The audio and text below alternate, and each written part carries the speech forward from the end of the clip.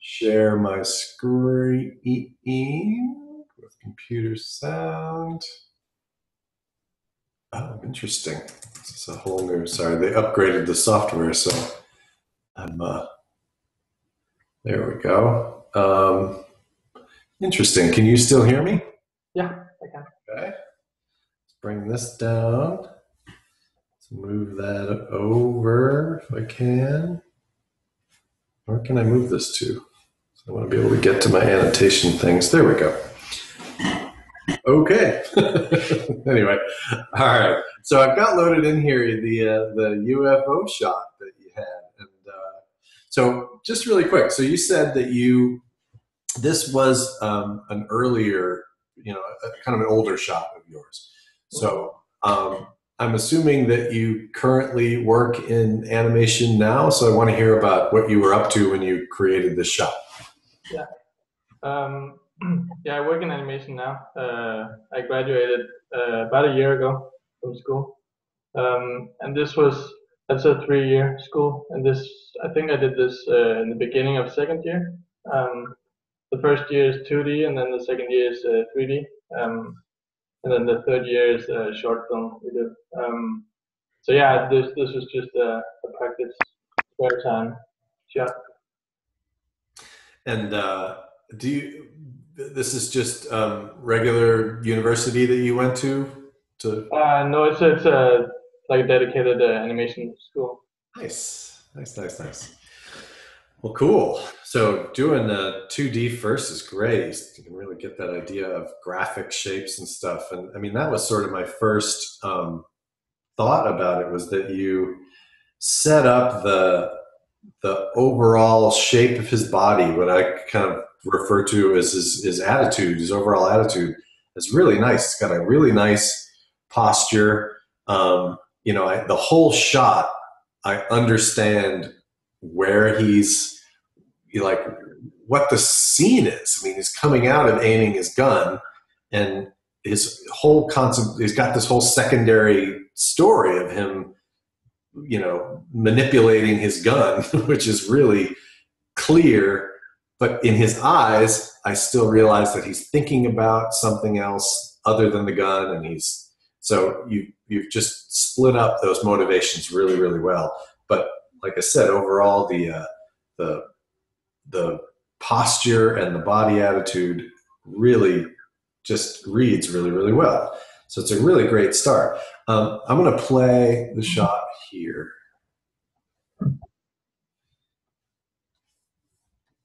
And give you some thoughts on most of what I'm seeing in this is that it could use what I call texture, a little bit more like human texture as far as real things that he's doing, and to kind of add more dynamics to the overall phrase of the shot. Like, I'm going to play it, and I want to tell you what I think the point of the shot is, the reason for the shot, the kind of the main little story of it, and where I might focus to bring that out a little more. First of all, in the performance. Let's check it out. That was a UFO beaming back at you. Me and Eric Heisman was down in Mexico 2 weeks ago. We seen 40 of them flying in formation. So this is, I'll play it one more time, but he really, the story I get off of it is that I'm not going to let no strangers come into my world. I'm going to shoot them, like that, and I love that you chose to really make an aggressive moment out of him. After the gun's loaded, he snaps the barrel back on. That's great. That tells me that what he's really trying to say is, you come on my property, I'll shoot you. Is that sort of the overall story from the character you wanted to get? Yeah, exactly. Yeah, okay. So it's great because, like I said, his whole posture from the start is aiming to shoot. Then he comes down and he's preparing to shoot by putting bullets in, closing up the barrel, and then standing in what he probably feels is a threatening posture. So it's great.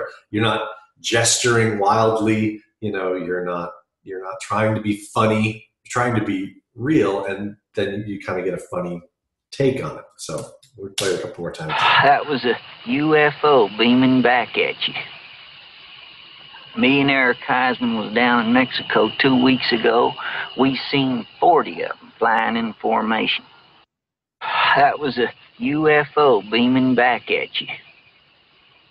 Me and Eric Heisman was down in Mexico 2 weeks ago. We seen 40 of them flying in formation. Okay, so I don't want to talk about mechanics yet. Let's just talk about performance beats. So when he starts off saying that was a UFO beaming back at you, is that what it is? That was a UFO beaming back at you. So the posture, the kind of the attitude he takes right here after he brings his gun down is the first part that feels a little bit vague. In his face, he seems very what's the word? Dreamy. Like he's looking into the sky almost in wonder, like his head's down and his eyes are up. That's a little bit submissive, you know what I mean? Like, and maybe this is what you want, but I love this part because as he's talking, he puts his jaw out and he starts to look like he's getting like suspicious and defensive. And then he goes into this really kind of what feels like a wider-eyed, it's a little bit, it's not happy, it's like he's talking to a child and letting them know, like, if you don't eat your vegetables, you're going to be unhealthy. I'm giving you wisdom. So the combination of the two doesn't make me begin to guess that he's going to be aggressive. And that could work in your favor if you really went far on it. Like if you really did the contrast of wide-eyed, childlike wonder, and then he turns to him and says, I'm going to give you some wisdom. But then if he all of a sudden becomes tough guy in his face, the contrast would work. What I would suggest is that if he's aiming the gun and he puts it down to look at the sky, that somewhere before he blinks and turns, that you give us a feeling that he feels threatened. So if he brings that down, he's looking up and he squints his eyes and lifts his head up, like it's suspicion, you know what I mean? And the reason I'm focusing on his face so much is because when you clear this graphic area like that, you start me off showing clear intent, but when you bring that gun down, you're asking me to look right there. In fact, let me get my tools here. Let's move this. Can I move this over? Let's do that there. So you're asking me to look right here. So everything in fact, you're actually asking me to look shoulders, neck, and head because you've relaxed all this down here. So anything you do up there is going to tell me that story. If he tenses his shoulders, he sticks that neck out, if he gets suspicious, and then when he turns back, you could still go to that wide-eyed face, but at least I know there's a layer in there of suspicion. So that's just one little thing to be aware of, that leaving this area so in the same expression for such a long time, I kind of start to lose it. Does that make sense? Yeah, sure. Yeah. And it's a great tool. I mean, clearing an actor and a person would do that. They would clear this out of their way, and they would say, "Okay, now start watching my face." I really love that anticipation before he turns. And if he were more suspicious right before he turned, that would make that big move and that open up into that very parental look on his face make sense, or just feel the contrast between it. Careful about his eyes, though, too. If you want that, like, I would clear the iris up there too and keep that, because you're touching the iris of the eye on the bottom, but the top also is too, like right there. So I'd make that shape a little bit rounder, because this one is. See how you've got that nice round shape on the top, just to create not only just a nicer graphic, but really get that clear feeling that he's opening up his eyes and, give him that look, kind of a wider-eyed look. You could even raise these eyebrows even more if his eyes are going to be open, because the eyebrows are also a little bit neutral. I don't know what the rig can do, but if those were almost up at his hat, and he really had that like open face, I guess he's like this, just, it would just enhance that, the contrast between suspicion and open. So that's one way I would, let's see. Can I get in there? Go back to mouse. There we go. Okay. Oh, let me erase that. I get you. Me and Eric Heisman was down in Mexico 2 weeks ago. Okay. So he comes out of this. Back at you. Gives the guy advice. And back at you. So this moment, I think, is a moment where you could create some of that texture.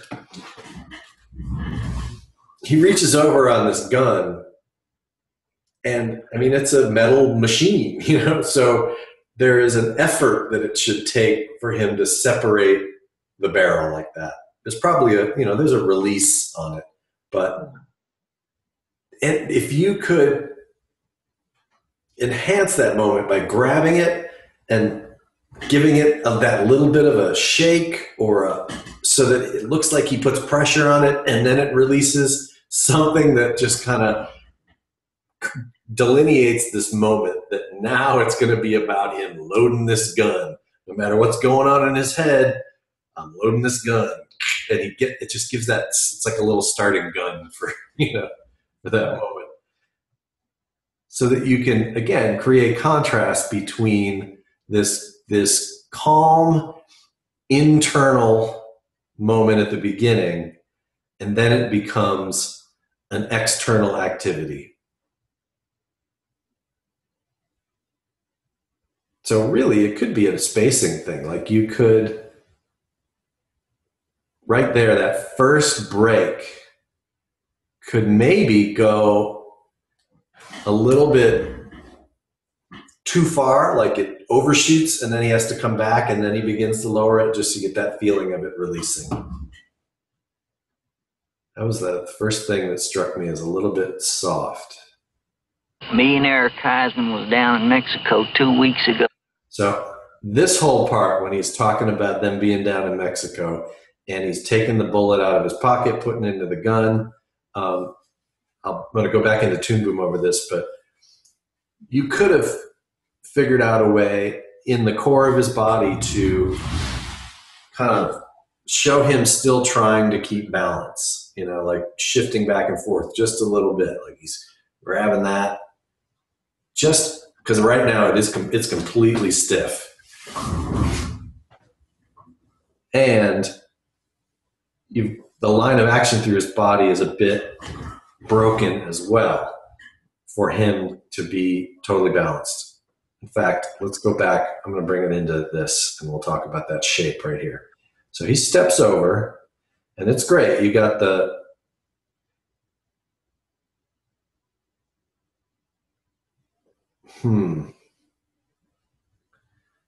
See how, as he anticipates to go onto the other leg, you've got this hip. Let me get that. You've got this hip going down suddenly, which would suggest that he was putting a lot of weight over on this leg, on his right leg. But his body doesn't really go over that far. So probably would have taken his core over just a little bit more over his right leg, but then begun lifting this hip up earlier, so I could see him, enough for him to put the weight over on the right leg. He's up like this. His arms are in. So he's up, and this doesn't have to go down quite as far because he's already going to be lifting that leg. I mean, and you really want to make it as effortless as possible. So I just think you got too much, what is that, RZ in the hips going on through there.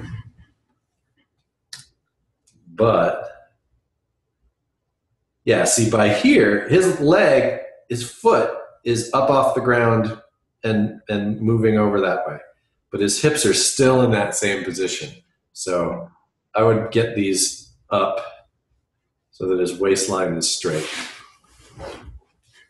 Then when he sets that down, there you go. Then you've got that really nice bounce and the hip taking the weight. But then the shape that he settles into, I see what you're going for. So it looks like you want him to be sort of S-shaped like that. That kind of the idea you had for the line of action through his body. Whoops. Back down. It kind of feels like that's what you were going for, yeah? Mm-hmm. Okay, so you've got his hips up that way, shoulders that way, but his head doesn't look like it's flowing through. You've got his head leaning. Yeah, his head is still basically straight.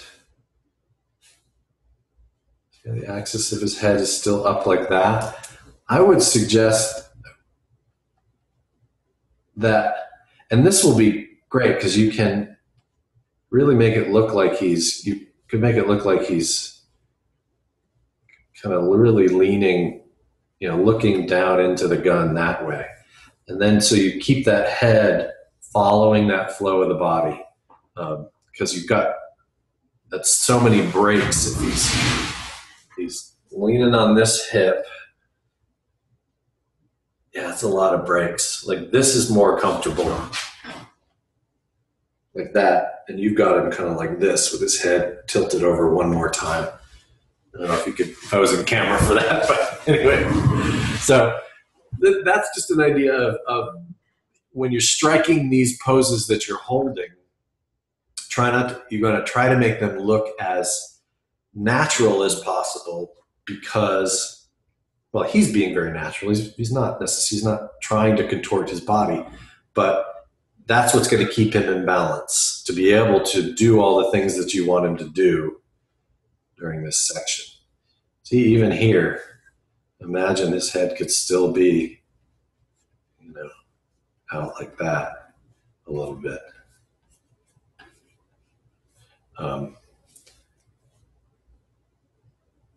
And, well, no, because he's talking, because you don't want to have him looking. You purposefully don't want him looking at what he's doing, right? You want him to look like he's done this a lot. He doesn't even have to look. Yeah, exactly. Okay.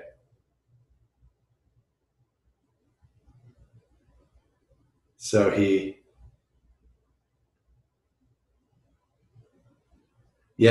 what you can do is you can use the weight of his arm to dictate the side-to-side movement of his core. And here's what I mean. This is just a really good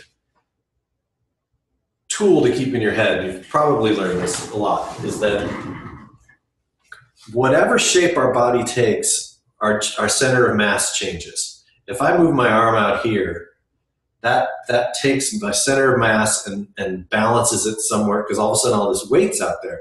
So if I'm on my 2 feet and I put my arm out, it kind of makes my body have to kind of go that way a little bit.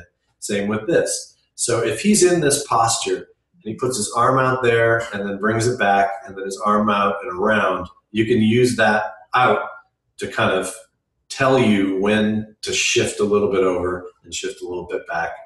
And that will just be, some people call that ambient motion, and I don't really think that that's it. I mean, it's for real mechanics, you know, so just to keep that portion of his body alive, you can use that as a rule, you know, so because this part of his body is always responding to wherever the center of mass is. So if his arm is going out and around a little bit, let's see, yeah, even there, that means it probably moved from somewhere in the center to somewhere about there, and you can use it to move the body just that far, the center of the core.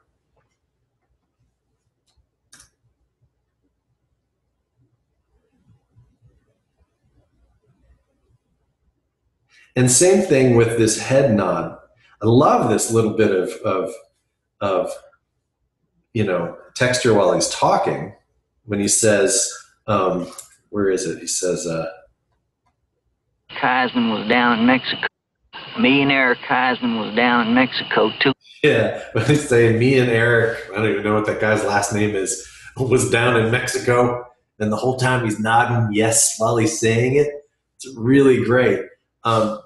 Same thing though, you would need to add that into your overall core movement, because if he's leaning like this, or maybe he's like this, and his head goes down, that takes that center of mass and moves it a little bit forward. So to compensate, you're going to want to move the core a little bit backwards. And what's great is you'll end up between the side to side of the body from the arm movement and the back and forth and up and down from the nod.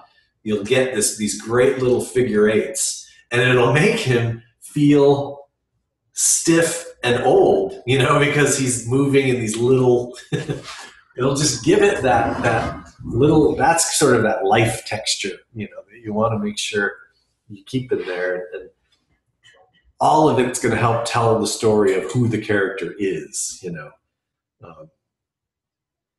Because I'm assuming that in your mind, you wanted to keep him somewhat kind of stiff because he was an older man, right? Yeah, exactly. Like a sort of a skinny, thin old guy. Right. So everything, his shoulders are kind of stiff, and everything he does is very efficient and stiff. Yeah. So, and that's fine. I mean, I think it's a great acting choice. You just always have to remember, no matter what, that he's standing on 2 legs. So even if everything from here up is all stiff, you know, all these movements, his legs down here, his feet, you know, have to absorb that movement. And that's going to just help sell that idea of being stiff, you know. So did you ever work with the, you know, like the little rig that's just like feet and a ball in your class? No, not really. This is sort of like it's becoming sort of this standardized, you know, animation tool, and it's really great because, and if you can find a rig to practice with, if you ever want to, I mean, it's really great because it teaches you to treat, or to start here, because this is basically the core of the body. And if you can get all of the weight transfers feeling good, you know, from the feet up to the core, everything else on top is all an extension of that. So that's why I'm sort of keep focusing on what that balance looks like. Let's see. Oops. We seen 40 of them flying in formation. That was a UFO beaming back at you. Me and Eric Heisman was down in Mexico 2 weeks ago. We seen 40 of them flying in formation. See, and once you get 40 of them flying in formation, that's great. You really brought that out and pushed the size of the motion. His face really brightens up. Weeks ago, we seen 40 of them. That's great. Going the contrast of this like suspicious squint right there, that little one-eyed squint. We seen 40 of them flying in formation. So overall, those are the kind of the big performance phrasing things I'm seeing, and kind of the how you might be able to you could spice this up with a bit of texture in certain spots. One last thing, and I don't know if this is a limitation of the rig, but I love how you're kind of biting the bottom lip in like that. You've got this nice asymmetrical mouth going on. So I got that, and he's talking out of the side of his mouth right there. And that feels really good. What you could still add to this is the emotion that he shows in his mouth never really goes beyond this shape. Like I never fully see him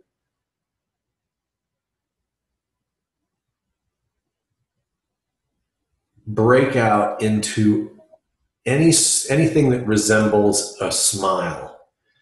And there's a lot of moments in here where he's saying something, especially at the end, where he might actually be somewhat pleased with himself, like I did something good, like there's that.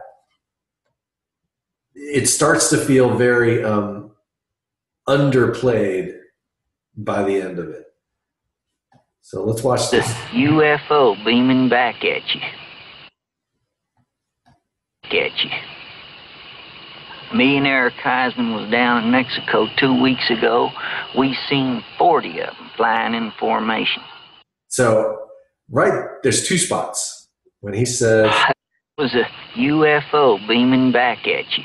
When he says the UFO beaming back at you and he looks at him, that feels like a moment that he's connecting. It's the first time he's connecting with who he's talking to. He's looking at him.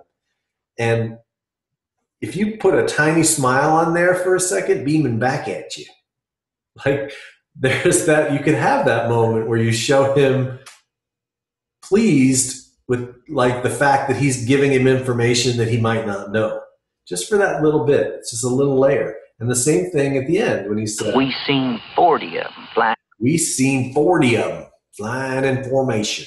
Like, again, he's giving him this amazing info. Nobody ever seen anything like this, So why couldn't he, just for that, somewhere in there, be proud of himself and smile just a little bit? That's so just broadening the internal emotions that could be going on, or what's going to help me as an audience identify with him and be like, oh, that guy's cute. I get it. I get that, or whatever.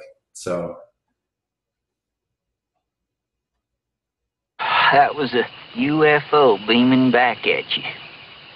And one last bit of texture that stood out was there right at the beginning, man, he lets out this giant sigh of air.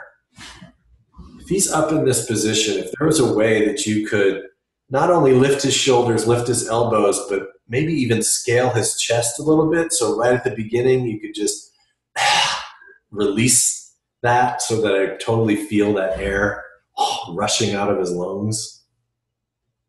That was a UFO beaming back at you. Me and Eric Heisman was down in Mexico 2 weeks ago. We seen 40 of them flying in formation. Yeah. So all that is just putting that layer of just human stuff that you can exaggerate, and make us just really know who this guy is. So that's cool. I like this. I mean, it's a good looking little shot. Is that any questions about that one at all before we look at the big one? No, that was really good. Cool, man. Nice stuff. All right, so let me bring in this. Let's open up a new one, and let's call it. What is this called? Fragile. And I can save that. All right, let's bring this in. And while it's importing, we will play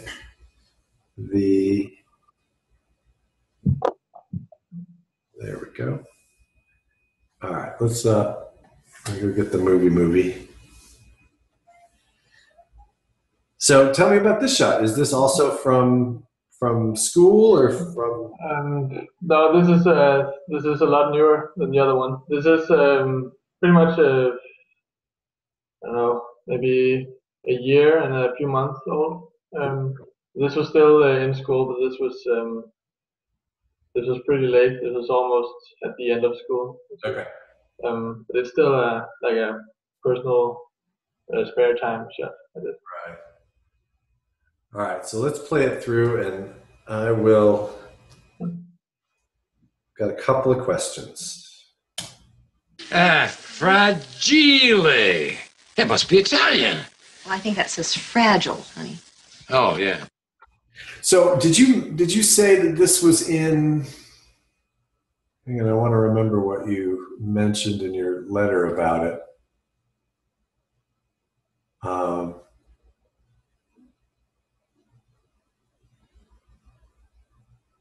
Right.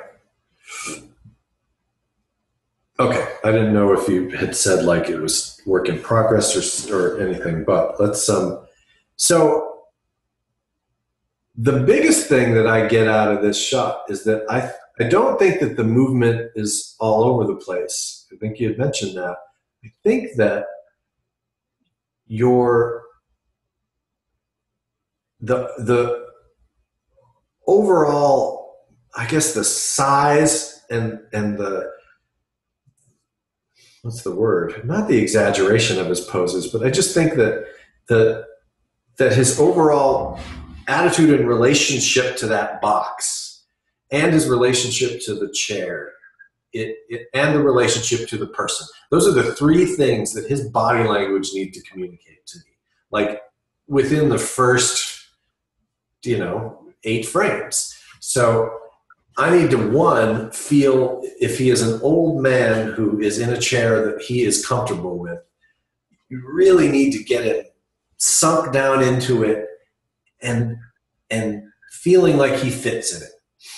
Right now he feels a little bit stiff, like his arms are a little bit, his elbows are a little bit over the chair, and his, I don't feel like there's any relaxation or weight. And even if he's sitting up, he could feel like he has been relaxed and then sat up inside of it. So that torso has still got like a bigger C shape to it. Maybe his hips are sort of sticking out, a little bit more and just a little sunk into it. And then the second element is that he needs to be related. How is he related to this box? How does he feel about the box? How can I see that right off the bat? And there's this pose. If we just talk about this pose right here, and in fact, let me pull it into the thing because we can talk about it in here. Okay, so this moment, like I said, if he had a little bit more, and maybe his knees were out, I could see them beyond the box. So that box was really sunk into him, and they're up here. But his head is lifted, and he's looking down at it. So I get a feeling right now that I feel like he's uncomfortable with it. He's not fully like, hey, really, like he may have had it close and then he sat up and he's saying, fragile. So could you bring those shoulders back a little bit farther and really get me to feel that his face was pointing more at it? You know, could I, even if he's pulling his shoulders back, you know, like that movement of like, that he's just rolling his shoulders back, but his face is still connected with it.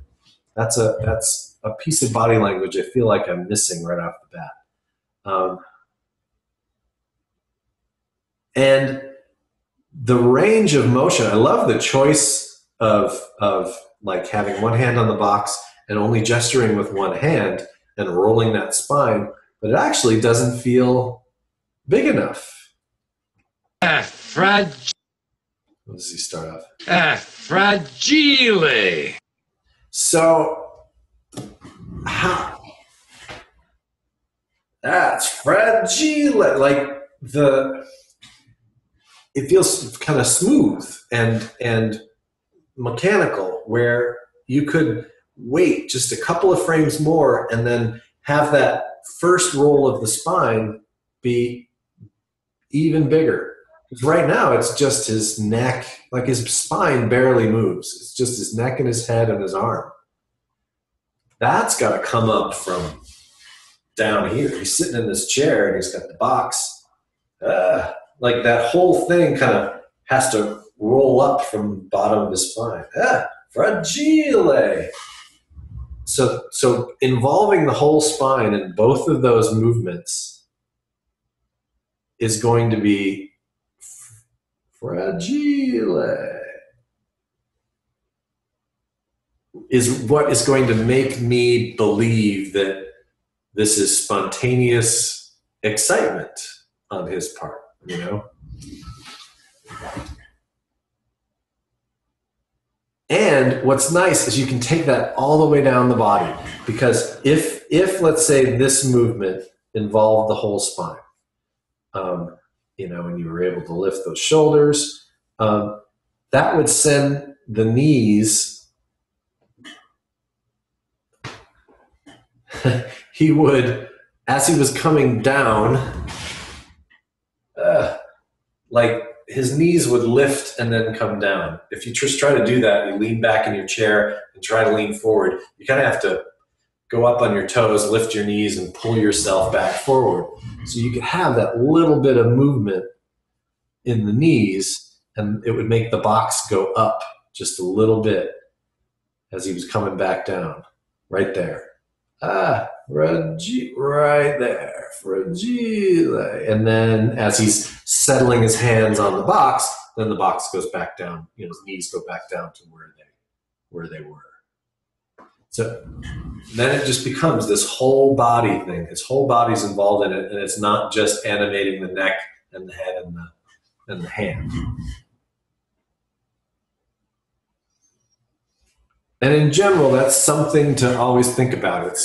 We talked about it on the UFO guy, but every time you change that center of mass, the whole body in some way needs to compensate for it. You know, like if I have my chair reclined and I start leaning back, my feet want to go out. That's just because they want to balance on that fulcrum of my butt.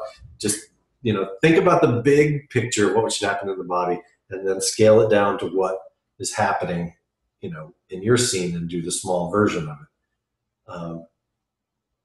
Fragile.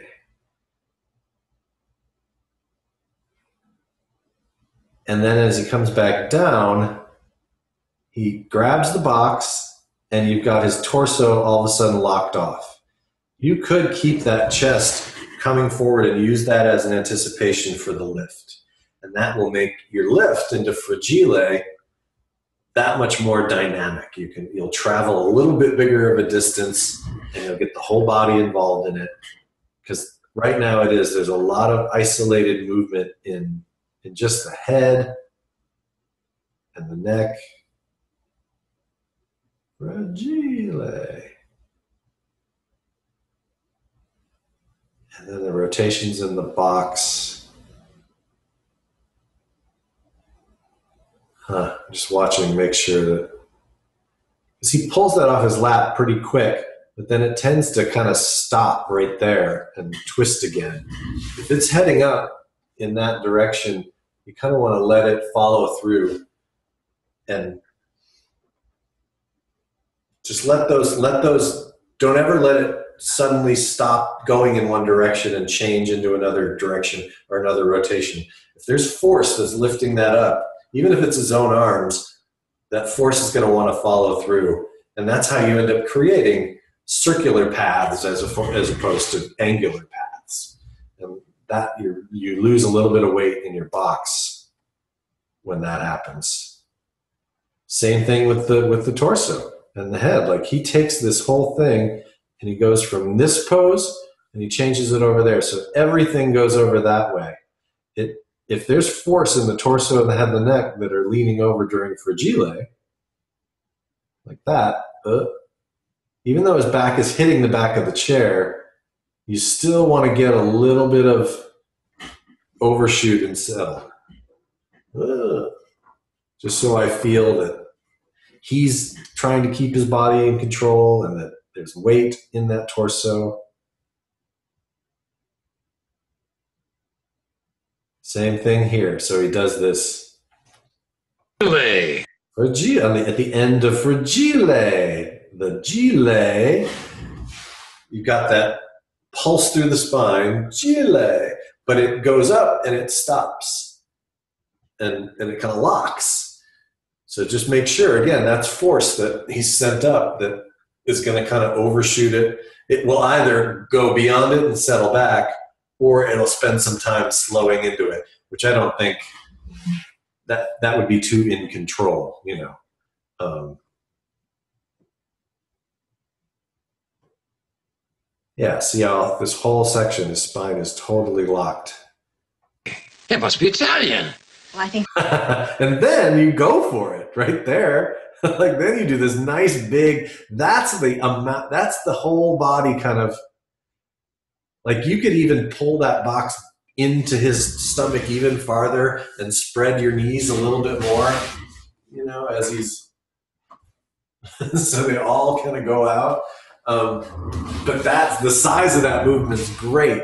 That's that thought that you put into that big movement as far as thinking through the whole body is what I'm talking about at the beginning. So that everything has that, it just all flows, because he's sitting in the chair. This is the same thing as standing. When you're standing and you're moving, everything you do starts from the feet. You know, you're pushing yourself around. When you're sitting, everything starts from the butt cheeks. That's your fulcrum. So knees and torso kind of work, simultaneously against it every time you move. So even though that point on his butt may stay in the same place or slide just a little bit, thinking through the whole thing really works well. So in that, spacing is a little bit poppy, but you can figure that out. For instance, he comes up, you got this nice anticipation right there. See how the box pops back down to the lap just in 2 frames. Let's smooth that out, right? Especially right there. Smooth that out just a little bit so that maybe it doesn't quite go down quite so far on this first frame. And then right there. Look at how his torso goes from there to there in 1 frame. What you are wanting to suggest, this is a torso gesture I refer to as a plie gesture, where the mechanics of it are that you turn your spine into a C shape, you fall over and begin to fall. As you finish falling over, you straighten up and start to reverse that C shape and then settle back to wherever you're going to settle. And what that looks like from the side, let's say here's your torso and here's your head. And then, so you tuck your head and you create this C shape. And then that's when you begin to fall over and start to reverse your spine and lift your head up and then go back to whatever settled position you are. So that's how you create that swooping feeling. So what's missing here is, first, he's popping down into this shape too quickly. I would actually add a frame in there between this frame and this frame and begin tucking his head, possibly even right here. You know, right after the anticipation, as he start tucking that head down. You can still keep his eyes, you know, looking up, looking at where he's looking, but if that chin tucks, it's going to create that feeling that you want of like, hey, that really kind of appealing. And you won't run the risk of, see how your jaw is right there, and on the next frame, it's popped way down there. That extra frame will give you a chance to open up that mouth when his spine is up a little bit higher and help the spacing of the chin. And then through here, this is where that chin should still be tucked a little bit. If this is still tucked in just a smidge down there, then you can start to lift it back up right in here. This is where now the chin starts to lead up there. Hang on, let me create a empty frame. There we go. Then the chin starts to lift up. So you're going from there. Oops, hang on. Let's do that. Let's do that. Oh, that's what I wanted. So we're tucking.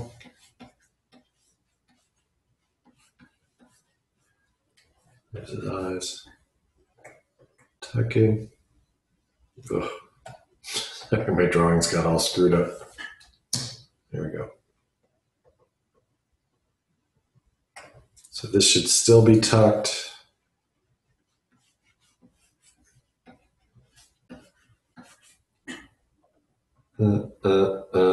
And then this one would lift the head.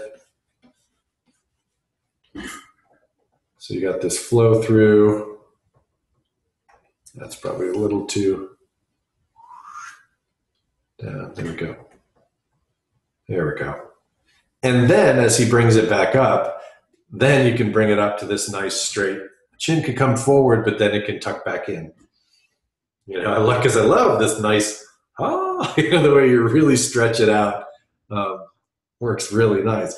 How much more could you push that end? Like if he's really, like, he's stretched out, could you get those shoulders down even farther? Could you somehow tuck these elbows? You could cheat it and like really screw with the scaling of the arms so that those elbows really feel pushed back. Could you bring these knees? Let's see. Could you bring the knees more together? You know, if you think through the whole body, and so as he's down, that's when the knees are spread, and then as he pushes up, you know, he creates that whole straight thing. Again, just all pushing the idea of him going from, and that's the nice contrast, is because if he starts off sunken and kind of curved and in that chair, and he goes from old man looking at a box to little kid who's like, hey, you know, all of a sudden really excited, the contrast between those two attitudes is going to be really powerful.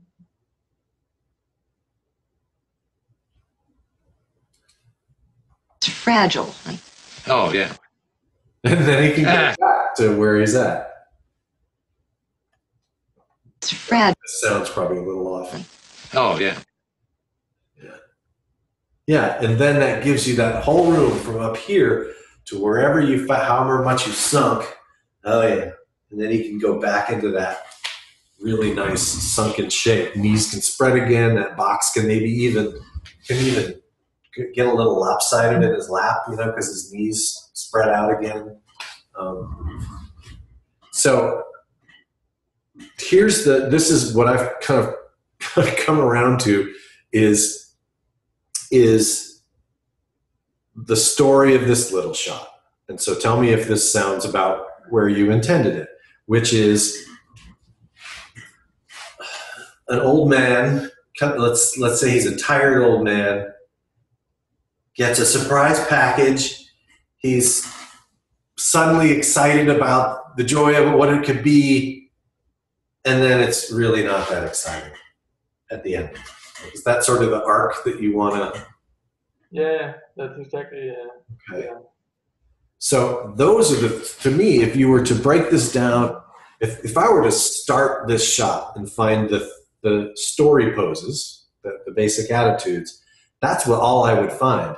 I would do the slumped in the chair, even slumped even farther, slumped in the chair.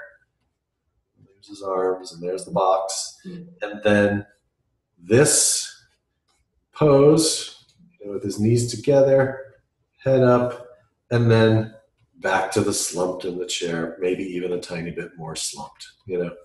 That's it. And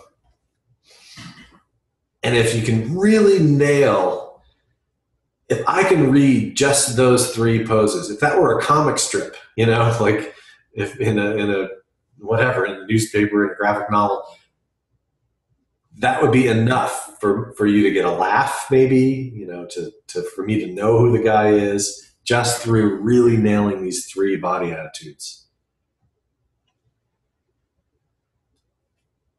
Gile! It must be Italian. Well, I think that says fragile, honey. Oh, yeah. Oh, yeah. Fragile. It must be Italian. Well, I think that says fragile, honey. Oh, yeah. So he starts. Fragile. So this is nice. Maybe even I might say that's another attitude, that he starts to kind of sit up right here, and this is where he sort of looks at the box that maybe he's holding out to the side. So this is fragile, and this is this must be Italian, and this is so he goes back, right, makes full circle, and so maybe this addresses the problem that you thought you had, that you thought it was all over the place, that maybe this is the solution for simplifying it. If you can find these very strong four big attitudes in the shot, then you could work the whole thing just around those and not worry about everything else. Just becomes texture and accents when he's speaking and stuff like that. What do you think of that?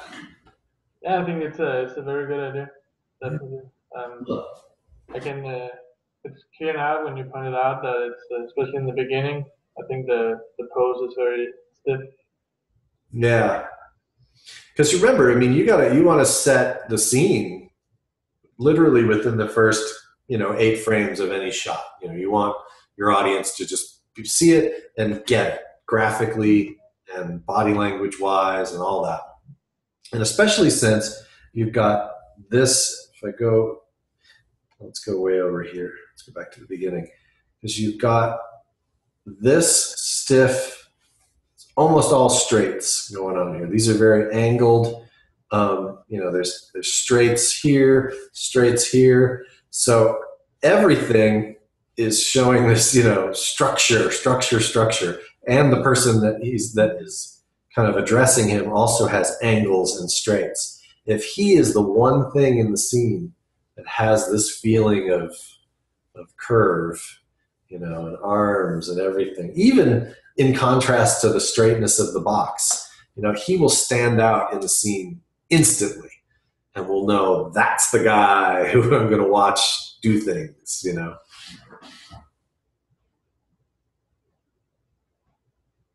Yeah, and I would base it around just those 4 big beats. Now, let's watch his face here. Fred. Let me turn off my scribbles. Fragile. It must be Italian. Well, I think that says fragile. Oh, yeah. Actually. Fragile. It must be Italian. Well, I think that says fragile. Oh, yeah. I think you. Fragile. It must be Italian. So. Well, I think that says fragile. Oh, yeah. Yeah, that must be Italian on out. I totally read his face. I think it's really nice and big, and you got nice contrast, and they feel like readable emotions. At the beginning, I think you need to spend some time figuring out what specific emotions are going through his head as he's looking at this. Like, here's my question to you is, do you think that he is he instantly, does he feel instant joy about having a new package, or does he feel a little bit of fear and suspicion? Where do you think he starts? I think the point was to just make him curious, not necessarily negative about it, but not overly, not like like a big present. He just, it's not really wrapped in nicely. It's just a package, so he doesn't really know what it is. Right. Do you think he's a guy that probably never gets packages, or does he? Who do you think he is? Well, the point with the images on the wall as well was that he went to Italy a lot when he was younger and stuff like that. So that's why he instantly reads the word as the Italian word. Okay, so you're suggesting that he is a guy so the package to him is like, well, I know what this is. Like, I'm about to impress you with my international knowledge. Like, is that sort of his? Yeah, exactly. And he's sort of remembering back to the days when he. Right.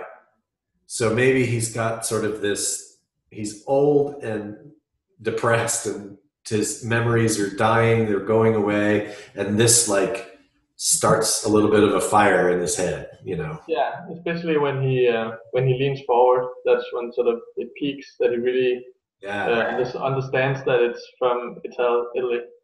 So he needs to boil up from the beginning. Yeah. So this is the process you should always go through, and it sounds like you did. I love the way you set up the scenery so that we knew that he was a traveler, and an Italian traveler even.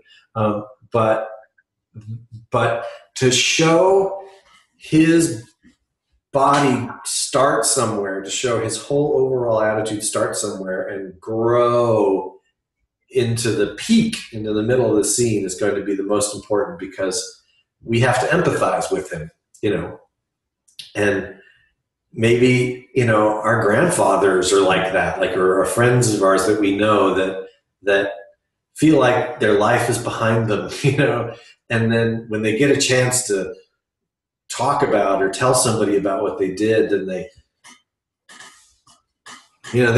grow like that. So showing that in his body, I think you can use those simple steps, but the face now is like, if I even started, if you did one of two things, I think you've got him in a little bit of a knowing smile right now, which would be great. I mean, you could still have him in his slumped body posture, but the face begins to light up first. So he's got the box, but immediately the shot starts with him like, with that like he's in the middle of an inhale, and that joy has already grown on his face. And a lot of where that would come from is to be able to see some more of whoops, there's this, oh, hang on, let me add another drawing level, is to see more of his eyes. So I really see him excited and looking down, possibly his eyebrows are a little bit higher even. And the key to a sincere smile is upper teeth. If he had his mouth open, and I really got to see upper teeth, and I don't know, he's going to have red lipstick on for now, sorry. If you really got that sense of, and maybe this smile is too pointy, maybe it's too far up there right now, maybe you round that off a little bit more, so it's a little more like a wonder.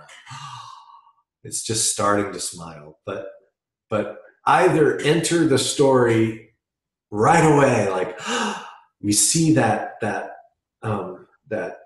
look of wonder in his face and excitement, or you could go totally the other way, and you could start him like, what, and we get to watch him grow into it. Either way, he just feels a little bit too neutral. Even this, like even right there, is a better place to start than back there. So look at how you got that upper lip that swells up over the top teeth. I mean, that feels like a nice real smile. You get those cheeks going out. And then he goes back down into this, he drops the smile and he's in wonder. And then he goes back to the smile. So I just think you should push those extremes in the mouth. And then in the eyes, he tells you where the peaks are in what he's saying. Fragile. I mean, using those cues to flare his eyes open, and even doing some of the smaller accents, because when a person is, when a person talks to you and they're telling you something that they're sure that you're going to think is totally cool, so their eyes kind of follow everything they say. I would bring his eyes to life with that.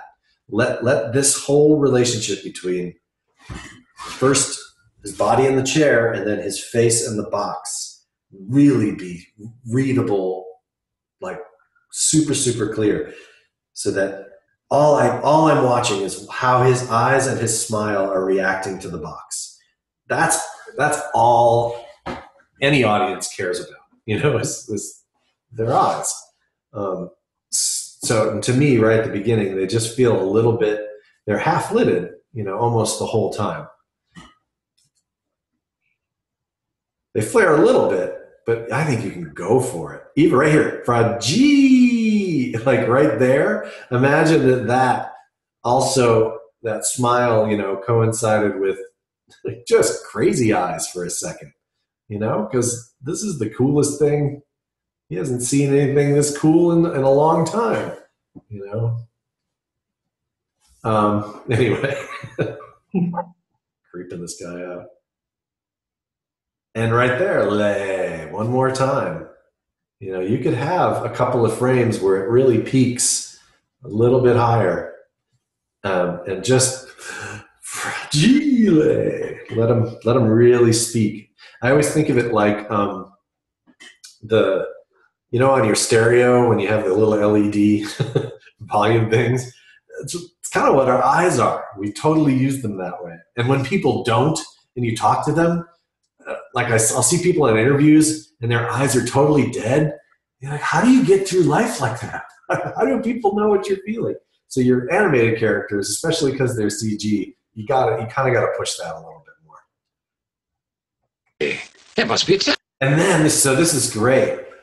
And then imagine if you were this excited, and then you let it melt into this brief moment of he's kind of confused for just a second, like, wait a minute.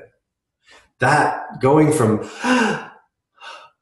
this must be Italian, like the contrast between the two are so nice. So I would drop this even a little bit farther. I would take that mouth, let that mouth really kind of graphically drop down. Let's go ahead and let's see the bottom teeth, even more. So you get that, like, wait, what? This is Italian. I can tell you want to just really see the contrast between those.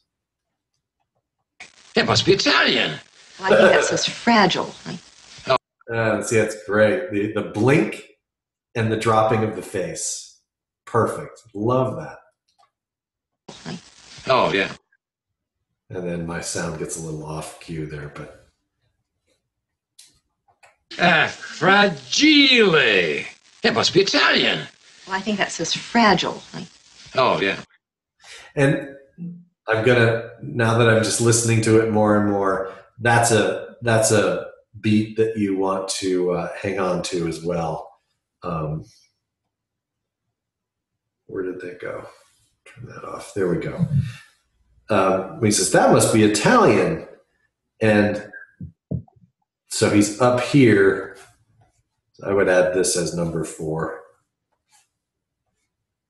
So he kind of drops a little bit, like his head drops down and he drops his face, drops his shoulders, drops his elbows.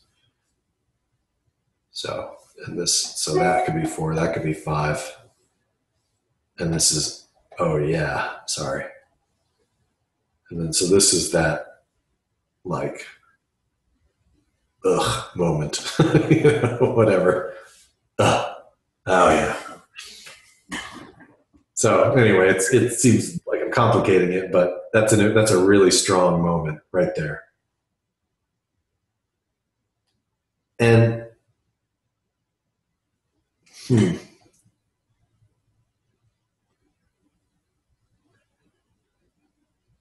so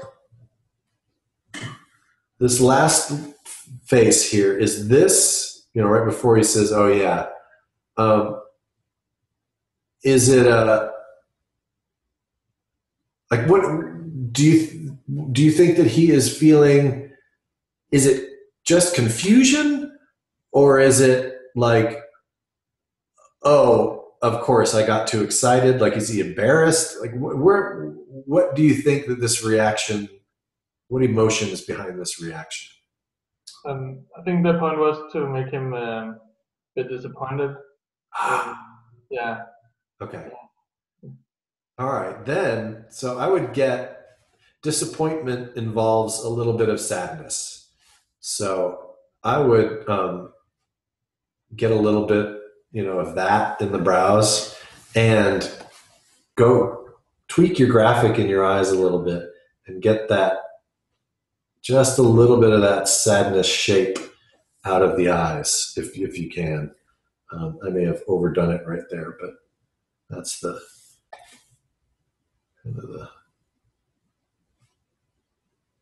that's terrible. But the idea, try to not, like, I don't want to feel any tension in the sneer at all.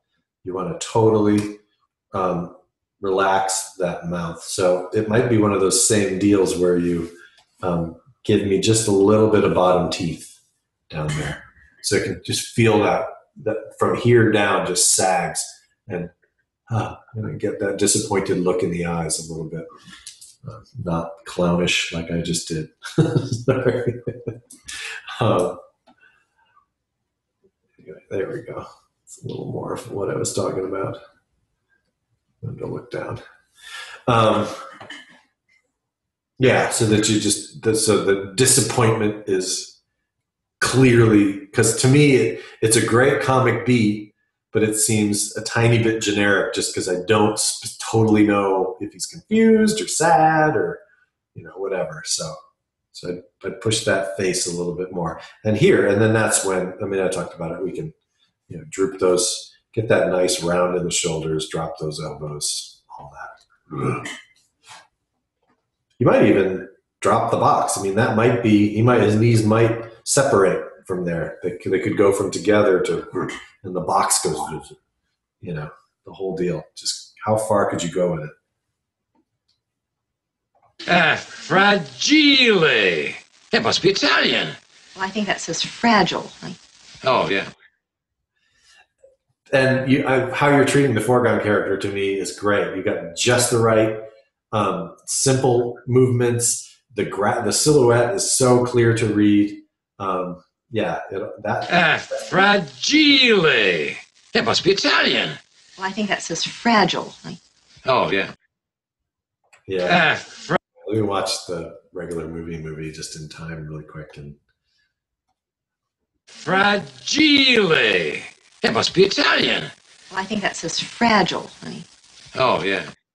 And this last little vignette right here, the way you've opened up this is great. You've got, come on, give me some pencil. There we go.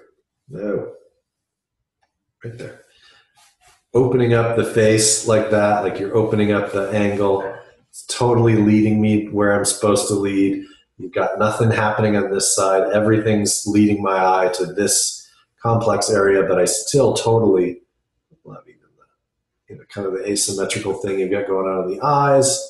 The fact that his head is turned away from what he's looking at, but his eyes are still, looking in there. Really nice choice. Cool. But again, then just a saggier body posture would be almost done. Anyway. Cool, dude. I don't know. Does that kind of help with your simplification notions? Yeah, definitely. I think, like that. Now that you pointed out, it's pretty clear. I think that it's, especially in the beginning, it seems a bit sort of stiff. Yeah. I think the idea you talked about, if I understand correctly, about sort of his face, sort of is sort of forward of, or sort of in front of his body in terms of understanding of what's going on. Yeah. So he starts out, but his body is sort of sagged out in the chair, but his face starts to sort of light up before the body starts to lean into it. I think that's a good idea. Yeah, then you can see the emotions motivate his body. He goes from old man to excited young boy because we saw what is happening in his face. To me, that's if this were in a larger movie, that would be the whole reason for the shot, is to watch him get excited for a little bit and then get disappointed. That's it. That's all you want to know. So you have to use every tool you can to show the difference between the two. So hopefully between the body posture, the eyes, the mouth, all that, you can kind of push it in that direction. That's cool. It's a great looking shot though, man. All the stuff is good. Where are you working now, out of curiosity? I'm working in France at a studio doing TV animation. Right on. Very cool. Well, I hope this was helpful for you, and I'm really glad I got the chance to do it. I got a chance to meet you, man. Yeah, sure. Thanks. Are there questions you would have, or are you feeling pretty good? No, not really. That was very good. Thanks. Cool. Very helpful. And you were able to download the videos okay and all that? Yeah, sure. That worked really well. Good. Can't wait to see them. All right, good. All right. Well, yeah, most of what I just talked about in today is kind of the same strategy towards, keeping a simple idea, keeping a clear idea, using Cool. Well, I'm glad I got to do this, and look forward to seeing more of your stuff out there, dude. Yeah, and thanks a lot for doing it. It's very, very helpful. Good. All right, man. Well, have a great. I hope you're surviving the winter, okay? And Yeah, it's okay. we will. We'll talk to you soon. Yeah, sure. All right. See you later. Bye.